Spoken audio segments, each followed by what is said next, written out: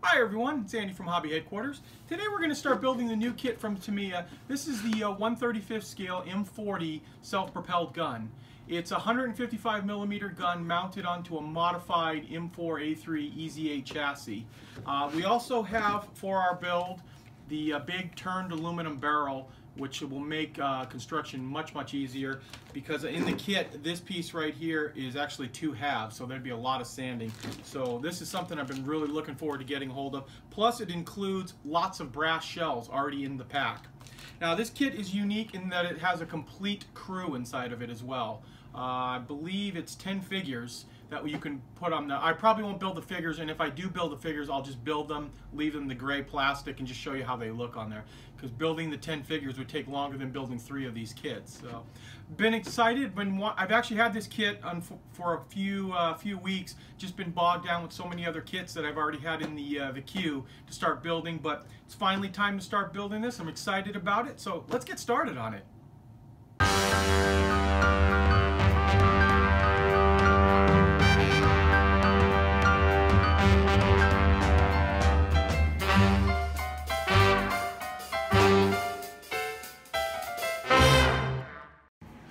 Quickly, before we start the actual construction on the vehicle, I just thought I would show you the sprue of the figure set that came in the kit. I misspoke in the beginning, and there was actually 8 figures inside of here, but that's still enough to make quite a little display piece with it. Show you the other sides as well. Okay, as we start construction, you'll notice right off that the hull is a multi-piece hull. But I was doing some dry fitting on all this, and the fit is very well. They've also had pieces like this that are quite a few pieces already mated together or molded together as one big piece, which makes it a much quicker build time as we start to put these pieces together. And of course they have nice tabs and pins everywhere to make sure everything lines up properly for it. And then it'll just click right into shape there.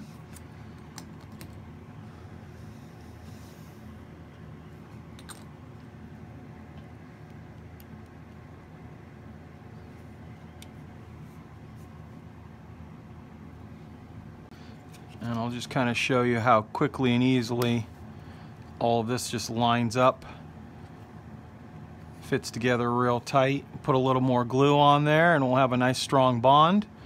And you see how this, just everything fits really tight and well together and all squared off.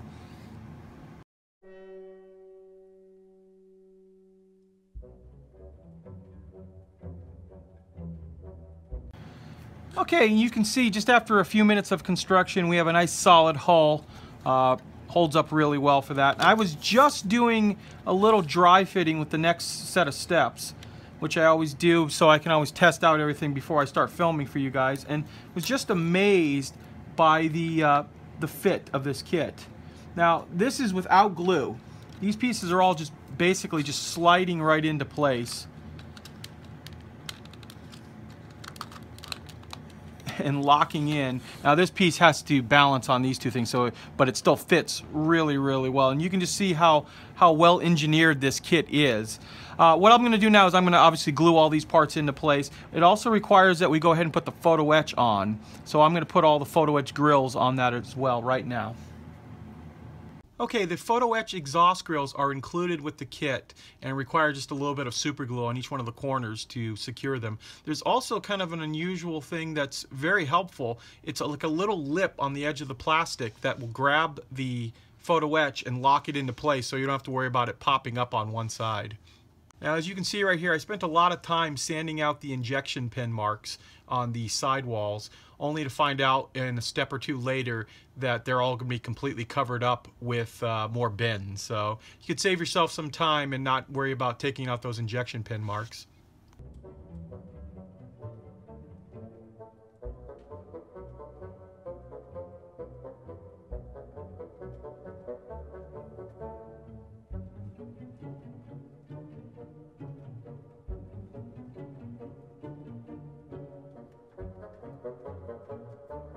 The suspension on this kit is very nice, and it's exactly the same way as their Easy 8 kit was, as well as their Super Sherman that came out a couple years ago. It's only about 8 parts per piece of suspension, or each bogie I should say. It does not work once it's done, but it is very, very solid and lays very, very straight once you get it in place.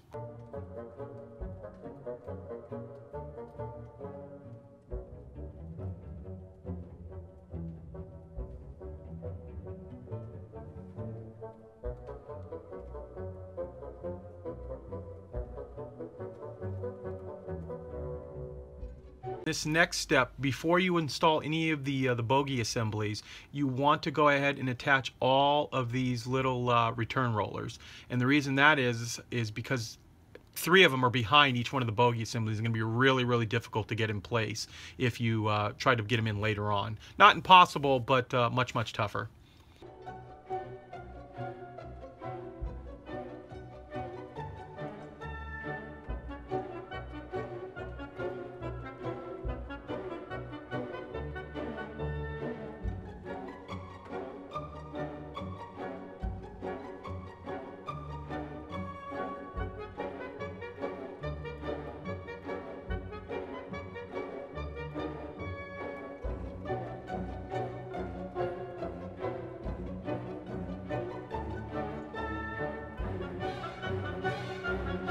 With the return rollers in place, we can go ahead and glue the bogies into place. There's quite a bit of meat of plastic right there that you can grab onto, so it should be a nice firm hold. You don't have to worry about just like a tiny connection point that's going to eventually break off. And once they lock into place, they lock in pretty straight, and should have no problem with any one of the outer road wheels rising up. Okay, you can see here we've got all of the lower suspension on here now. One thing just to point out too, you can just see how rock steady the kit sits, and that's a testament to Tamiya's just incredible engineering. All of the wheels fit perfectly on the ground. There's no problem with it wobble. Every once in a while you'll get a kit like that and you have to do a little bit of adjustment, but not these new Tamiya kits. They're just incredible. Now Tamiya also includes with it rubber band tracks in this kit, and they're very beefy, very detailed too actually, and because of the type of track that this vehicle in real life would have, it's going to have like this sprung tracks links that you're not going to see any dip on it, and especially with all of the return rollers that we put inside. The track does take regular modeling cement, so it glues up really well. You don't have to worry about trying to use staples and super glue and all that other stuff. Works good just right up the way it is. Now the next thing that I'm going to show you guys too is there's 2 Commander style cupolas up in the front of this kit, and a really nice thing that Tamiya has done is that they've given you out the hollowed out glass, and the glass is a separate piece in here. So what that's going to make it is very, very easy to go ahead and paint this.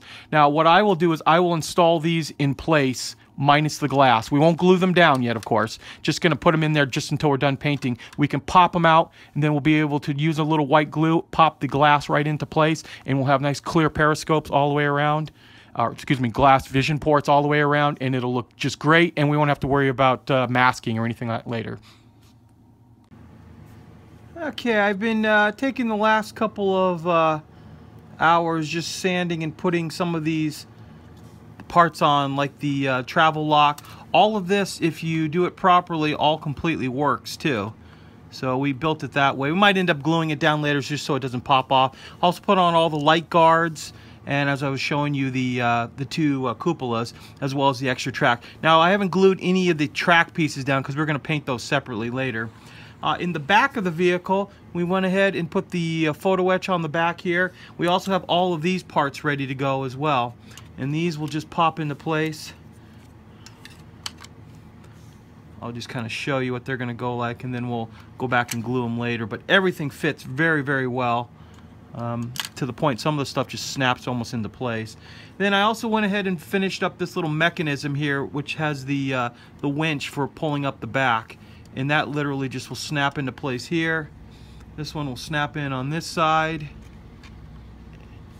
and then we'll be able to hook this up later on to it. So I'm going to go ahead and glue all of these parts into place.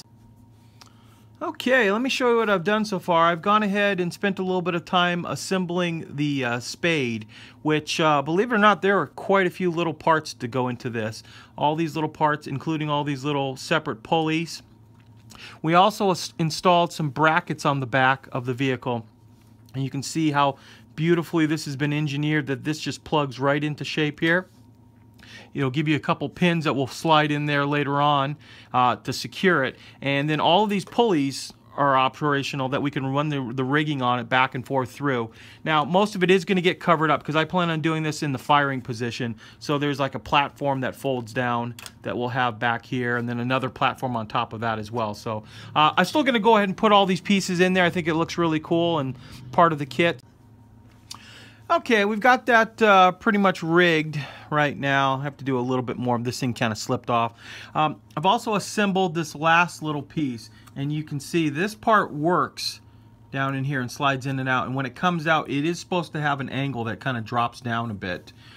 So what we'll do is you glue this on here, and then that drop down angle will make that portion of it touch the ground. And it's actually called out in the instructions that way. Now, they've also included some chain that we're going to go ahead and hook these up from here to here, some last bracing. So I will go ahead and finish that part up, and with that we should be able to start working on the gun. So I will finish sanding all this, put the chain on, and then I'll come back and show you the gun. Okay, what I thought I'd do now was kind of show you some of these sub-assemblies going together. To start off, I'll show you, this is one of the equilibrators, and inside of it, this one is not assembled yet completely. Inside here, and I haven't done any of the sanding yet either, there are a couple of polycaps. And when you assemble all the little parts together, this will fit inside here and will cause the item to work. Now, this is it all assembled and ready to go. It's got the little sleeve will go over it here. And on the bottom here, you'll notice that there are some screws that when we assembled the piece, already protruding out. Now, there's some really fine the little nuts inside of here, and Tamiya includes a little tool for putting them on, which I'm trying to keep them inside there, and they are very tiny, so be very careful not to lose any of those. So what will happen on this is this will plug right into here. We will use the little nut to attach that, and then you actually hand tighten it just like the regular piece. On the other side, these pieces will plug right into here. There's a polycap inside here, so the gun will completely be able to move. And on this side, once again, you're using the same little screws and nuts that will attach this portion of it to here. So the whole gun assembly should be able to work once we get it in. Oh, there it goes. And like I said, I'll kind of just showing you some of the basics on it right here. The camera might be a little bit in the way. I'm going to try to film most of it to show you, and if not, we might just have it, we'll show you all assembled and how well it works once it gets done. So I'm going to start putting the little screws onto this portion first before we glue it in here. I just think it's a little bit easier to manage, and like I said, with this little tool we'll be able to actually hold it in place. And there is a little micro screwdriver, which, oh, here it is, and you'll be able to actually take the little micro screwdriver. This is included in the kit as well, and we'll be able to just screw the back right through.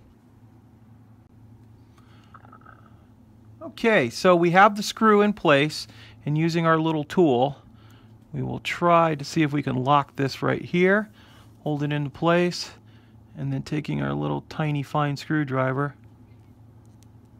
tighten that down. Lots of tiny little parts on this part of the assembly, but very well engineered. Everything seems to be working great, and then this piece will just pop right off, and we can finish tightening down. Not too tight, because we want it to still have some motion inside of it. And there you go. And then so now with this in place, we will be able to go ahead and glue this portion down, and I'll come back and show you how the other part attaches. Okay, I was reading a little further ahead in the instructions, and I wanted to glue this down, this little metal pipe around, but I wanted to make absolutely sure that it wasn't supposed to move at all. But now that I know that it is supposed to be locked into place, we'll put a little touch of super glue on that, and that way that piece will stay locked right in there on that. Okay, I have the equilibrators all assembled, both sides of them, done the sanding on it. and we will attach those into place. Remember, there is a little poly cap inside there, so that'll hold that. Then we'll go ahead and put this on this side and this one on the screw on the other side, and I'll come back in a few seconds and put the nut on there as well. With that ready to go, just line this up one second time just to make sure it's going to fit properly, which it does. So we can go ahead and put a little cement on that to secure that.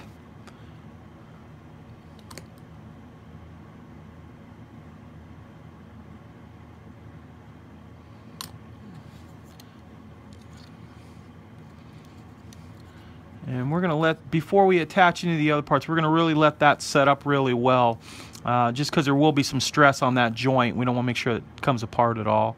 I will, now I notice that there is a little bit touch of the seam. I thought I got most of it out, but we'll go over it after we're done all this stuff and sand the rest of these little parts. And there is most of the assembly. Just going to let it dry for a little while, and we'll come back and put the rest of the parts on top of it. Actually, before we go and do that, just wanted to show you the little wrench tool, how it tighten it mostly by hand, but then you can tighten up the rest of it with the little tool that's included. I think it's very, very cool that Tamiya gave you this kind of thing, and like I said, it makes it completely work. So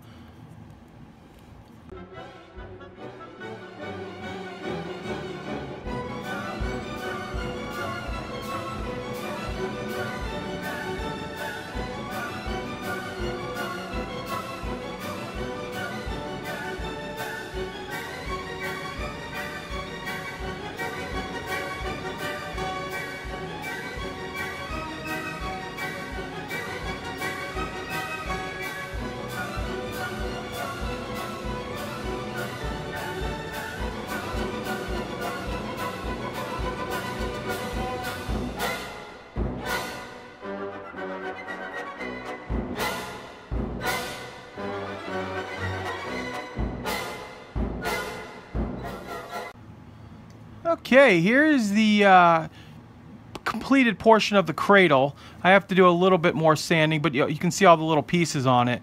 And before we get to that, I just thought I would show you the basic construction of the gun. Now, I have the additional metal barrel in this, obviously, so it's going to be nice not having to fill the long seam down the middle of this kit.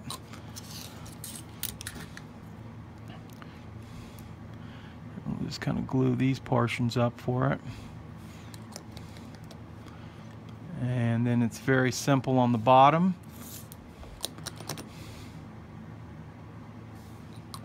And I'll probably go ahead and put some super glue on the barrel too, just to hold it all in place, just so there's no movement on it.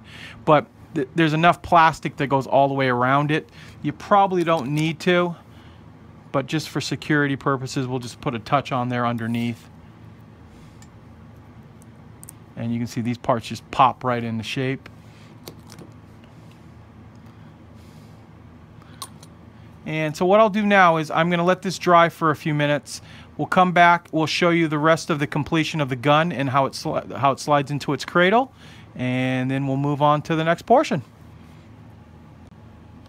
Almost forgot, while that's drying, I've built up the breech, and if you build it properly, even the breech works on this gun. Another cool little thing. So we'll glue that into place as well right now. Okay, I'm in the process of sanding out the center seam on the part that holds the gun barrel. But I thought I'd take a quick little break here, kind of slide this together and show you how it all fits. That just slides right up inside there. You'll also notice inside here, there are the little tabs, just like a normal Tamiya armor kit would be for the turret. And that just put this in kind of a little bit at an angle, and it, whoops, and it just locks right into place. And there it is. Remember now, these are all not glued on. A lot of parts aren't, like these hatches, because we're going to put the glass in. The tools, of course, are not been put on, as well as all this track has just been laid into place. So we're going to glue that down later after we paint it. But kind of wanted to give you guys just a general idea now that I'm done building it. I would have to say this has probably been the best well-engineered kit that I've ever had the pleasure to build. everything went together. I mean, Tamiya always does, but this one was just the way they designed the screws, and everything was just excellent on it. And actually a real pleasure to put together. And as you can see, it's quite a massive vehicle, much bigger than obviously the regular EZ8. I know it's a stretched out, widened version of it, but the way the gun is made, and just would highly, highly recommend this vehicle. Now, what I'm going to do now, probably for the next hour or so, is just go over and just do all my touch-up sanding and make sure I didn't miss anything. I will go ahead and then spray the entire thing our black coat too, to check see if there's any flaws anywhere that we need to fix. And then we'll put our black and white coat on and then start doing our regular painting as we normally would. So I will take some time now, finish all that up, and we'll come back and start doing the painting. Okay, we have the model all complete. I've not attached any of the tools and left off the tracks and pieces like that. We'll paint those separately. I believe I have all the sanding that I need done properly, but we're going to paint the entire model with the XF69. This will give us a good idea because it'll really show up if there's any flaws anywhere. And if it all looks good and we don't need any more sanding, we'll do a little bit of the black and white technique to kind of fade in and out the paint. So let's go ahead and put the 69 on.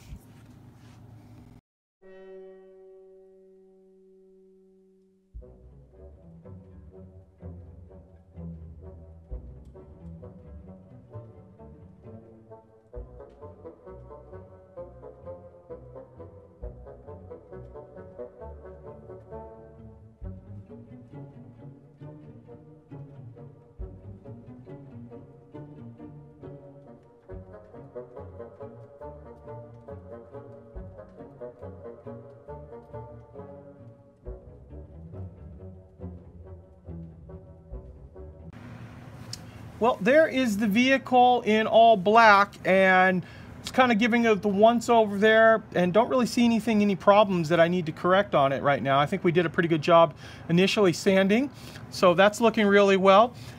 We will now go ahead and put the white coat on in some of the bigger areas to kind of give it a two-toned effect. Now, some people will probably say, why didn't you prime the barrel? Because it is metal and the paint will come off. And yes, the paint would come off if you're going to be handling it like crazy, but once I paint this and then painted the olive drab and do the weathering on it, I don't plan on touching the barrel, and the paint's not just going to come off on its own. So if you want to prime it, you can go ahead and do it. I don't find it necessary for what I'm about to do. So let's go ahead and put the white on now. Kind of jumped a little bit ahead on the painting process, and that's partially because kind of been going back and forth for the last couple of days with the paint job. I initially painted it a faded olive drab, kind of similar to the way I did the Lee a while back, and the paint looked great, went on beautifully, everything looked great, but I started doing a little bit of research.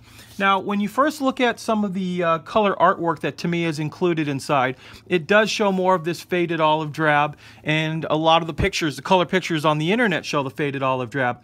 The problem is with these pictures these are vehicles that have been sitting out in the sun as museum pieces probably for the last 40, 50 years and have faded down quite a bit. So after doing a little bit more research and finding out that late World War II and Korea, based on what I've read, that they were saying that XF62, the dark olive drab, is the most accurate for that time period, leading into Korea. So what I did after that was I did paint it that, like I said, that faded. I just painted over that. And we went back and did the black and white technique underneath here, and then misted it with the XF62. Then after that completely dried, I went ahead and shot it with Tamiya TS80, they're flat clear. This has by far become my most favorite. It's become my favorite clear coat. It puts on such a smooth, flat finish on it, and just does a wonderful job right out of the can. So, if you can find this, I would highly recommend getting a hold of this stuff. So now that we have this darker color, and I think it's also going to look good, the darker color, especially with the decals that we put all over it. So now that we've got the paint sealed in, we can go ahead and start doing the decal work. We also have our Tamiya Mark Fit Strong, which I fell in love with after trying this out when they sent me some samples last month. So we're going to use that all over this vehicle as well. So now we're going to cut up the decals and start putting them on. Okay, as we start the decaling process, the Mark Fit says that you should put a thin coat down first of the Mark fit underneath the decal. So this way you can soften it from both top and bottom. And we'll kind of make sure that's as straight as possible. That looks pretty close.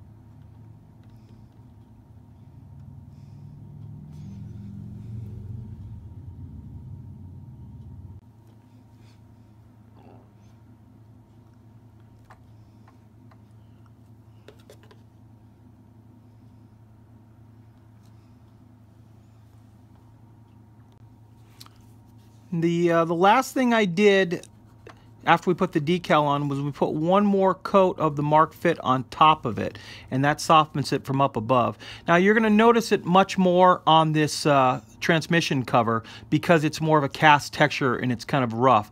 But then you just take a cotton swab and kind of burnish it right on and drying it off, and you can see that all the little bumps pop right on through. Now, it's like I said, it's not going to be as important on this side because these are on a smooth surface, but it really does help a lot in getting any air bubbles out of them, that you can get them to lay very, very smooth. So we'll just go ahead and do this, make sure that they're completely smooth on the vehicle, let it dry for at least a half an hour before we start clear coating it again. That way we know that they're firmly attached and don't have any other problems with it.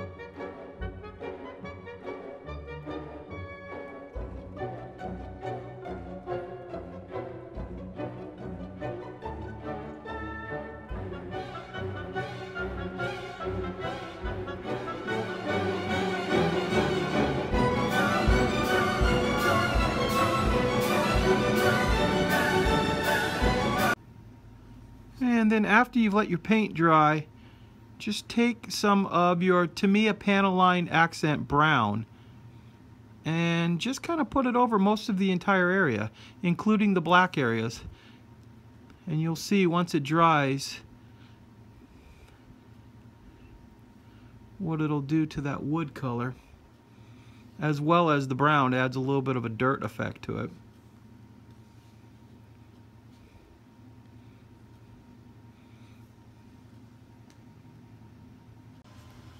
Okay, I've attached all of the tools onto the vehicle now, and kind of wanted to show you how they came out. Now, keep in mind, this tool and this tool right here, I did just put a little bit more wash on it because I hadn't put any on the first time. But the handle, the sledgehammer, and all of the shovels have all been painted, and they're all dry now. So you can kind of get the idea what we were going for.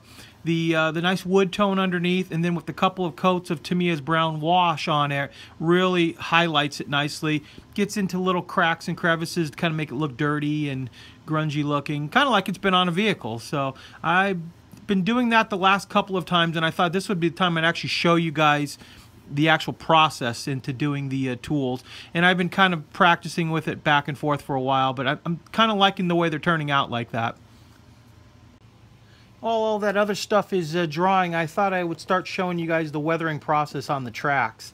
To start off, we're going to use our Desert Dust from Vallejo as a fixing agent, and we're going to do it in small little areas. Apply it like this, and then dipping into our Vallejo pigment, the light sienna. This is my favorite one for tracks. Start kind of just blotting it into place.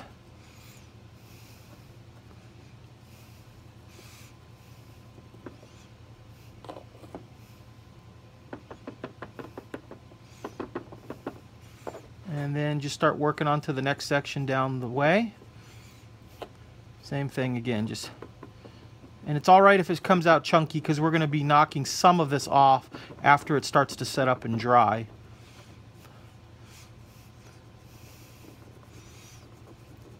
And you want to remember to do the whole track, including the little side connectors, as well as inside here as well. So what I'm going to do is I'm going to go over this whole piece of track and start getting it ready, and then I'll come back after it's set up for a few minutes and show you the next step.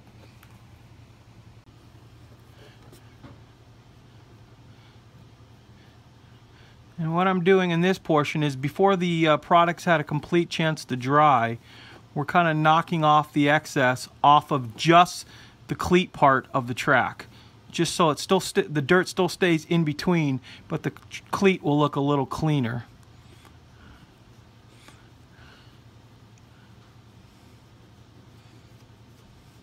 So we'll let this dry. I'll finish doing all of that stuff and we'll come back and show you what it looks like. Now we're going to do just a little bit of panel line accenting, and we're going to use Tamiya's black panel line accent. And what we're going to do with this is just go around and kind of highlight some of the areas, like these little claps right here. It's kind of hard for me to work because I'm not getting in front of the camera. But little things like that are just going to make those little parts pop right out. You can just do a tiny little touch around the hinges, and all this stuff will just highlight completely, especially when it dries, because it's shiny right now. It's sticking out a little bit more, but when it dries flat, let's see if we get a little bit right down that little crack too, and you can see how it just highlights all of those little pieces. Also on the suspension areas, the black panel wash works really well too. You don't want to go too heavy on it, but just to make a few of these little parts kind of stand out. I really like the way it looks inside these springs as well in here. So what I'm going to do is I'm going to spend a little bit of time now. I'm going to go around the vehicle and try to highlight as many of those little things as we possibly can. And we'll come back and work on the next step. The next thing we're going to start to do is we're going to be taking a little bit of our brown-black mixture, which is 75% NATO brown, 25% NATO black that we have mixed up. We're going to do a little bit of chipping on the vehicle. Not heavy, but it's very subtle, especially on these dark green vehicles, but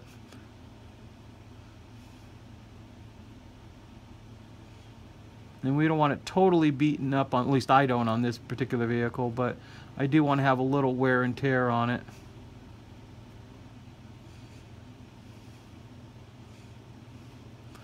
And you can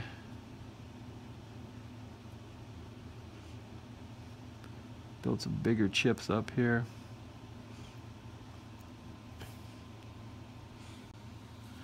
Okay, another type of little weathering process we're going to do, they're going to look more like rubs, and now I've started putting it onto these areas in through here. What I've done is I've mixed up a little batch of our olive drab with a touch of desert yellow into it to lighten it. So what we can do is, in it with dry brushing, just kind of go over some of these areas where you went with some of the scratching earlier, and it really adds some definition to the different parts that you're working on.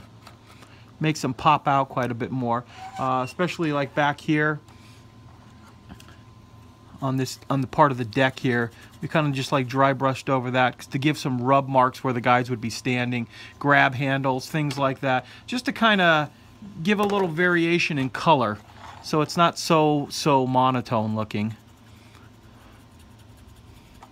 And like I said, there's virtually nothing left in this brush right now. I wiped most of it off, but you can just see there's just enough that it's going to start making some of those little things pop out.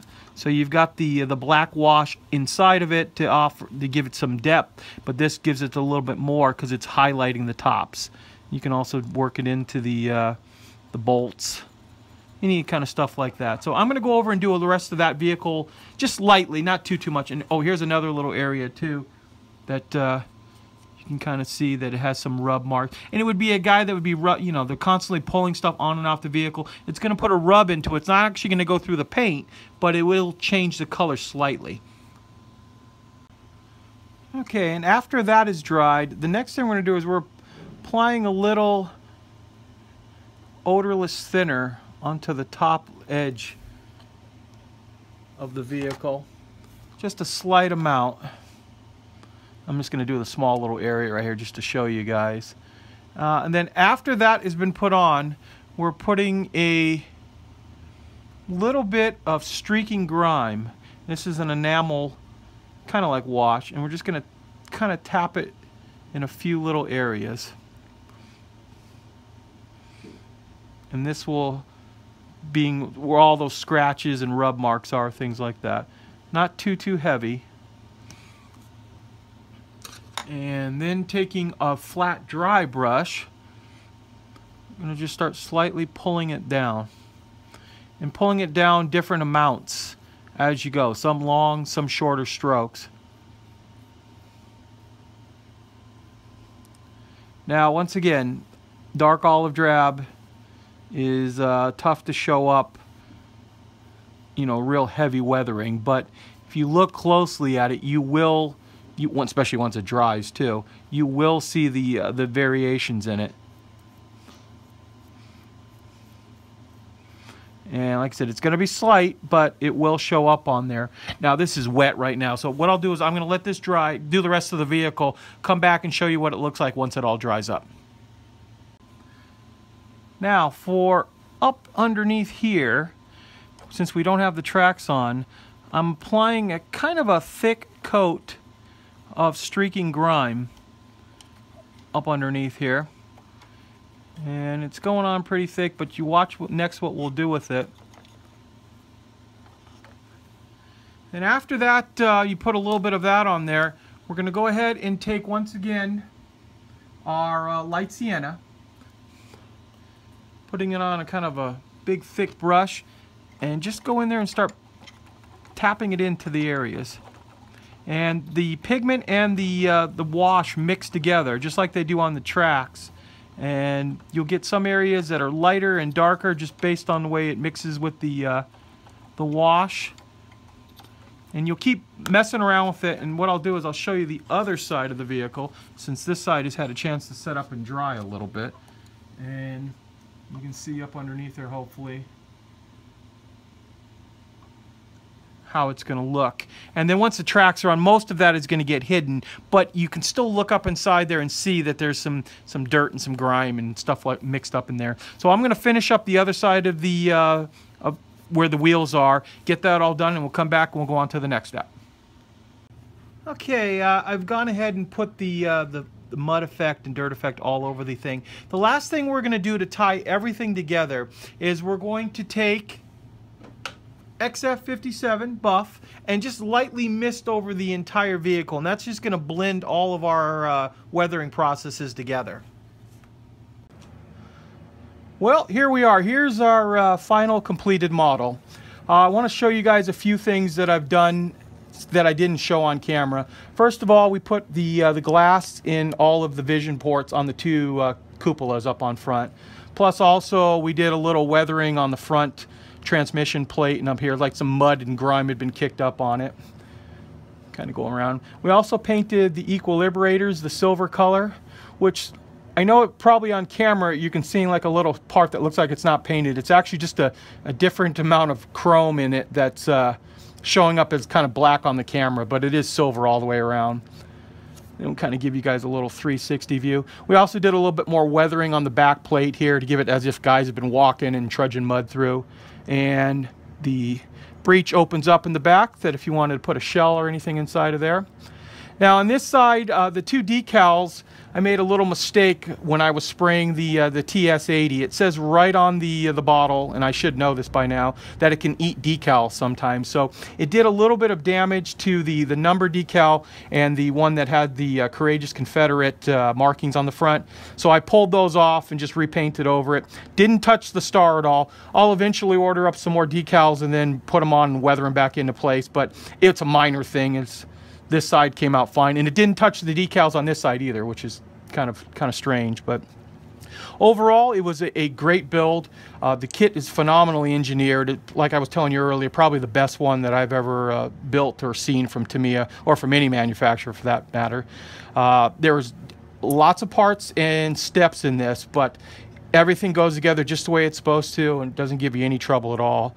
And the kit does include the photo etch parts as well as 8 figures inside of it. And then there is the option of getting the metal barrel, which also comes with like 8 brass shells as well, that if you want to do a diorama with the figures and things like that, that work out really well. So like I said, I'll give you one more quick little view around the entire thing. I want to thank you guys as always for watching, and please stay tuned because we have more videos coming.